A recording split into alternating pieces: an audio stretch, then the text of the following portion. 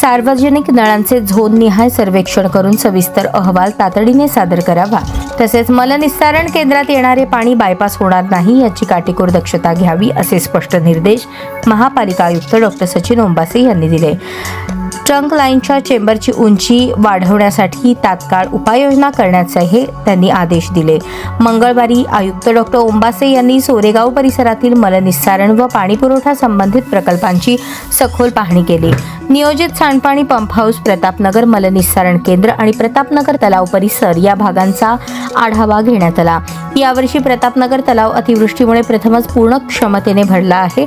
तलावातील वाढलेल्या पाण्यामुळे मलनिस्सारण केंद्राकडे जाणाऱ्या मुख्य पाईपलाईनचे चेंबर जलमग्न झाले असून केंद्रात येणाऱ्या पाण्याचे प्रमाण मोठ्या प्रमाणात वाढले आहे. त्यामुळे प्रक्रिया क्षमतेवर ताण येत असल्याचे निदर्शनास आले. भविष्यात अशी परिस्थिती टाळण्यासाठी चेंबरची उंची वाढवण्याची तातडीची गरज असल्याचे आयुक्तांनी स्पष्ट केले. तसेच मलनिस्सारण केंद्रात येणारे सांडपाणी कुठल्याही परिस्थितीत बायपास होऊ नये यासाठी कठोर देखरेख करण्याचे आदेश दिले.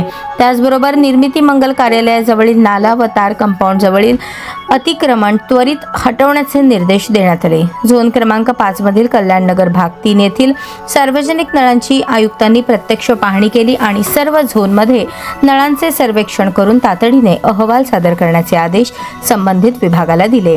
पाहणी दरम्यान सार्वजनिक आरोग्य अभियंता व्यंकटेश चौबे, अंतर्गत लेखापरीक्षक राहुल कुलकर्णी सह अभियंता रामचंद्र पेंटर, विभागीय अधिकारी तळीखेडे राहुल शिंदे, लक्ष्मी इंजिनिअरिंगचे अनिकेत जोशी, वेबकॉस कन्सल्टंटचे अनिल जाधव, शेफाली दिलपाक आदी उपस्थित होते.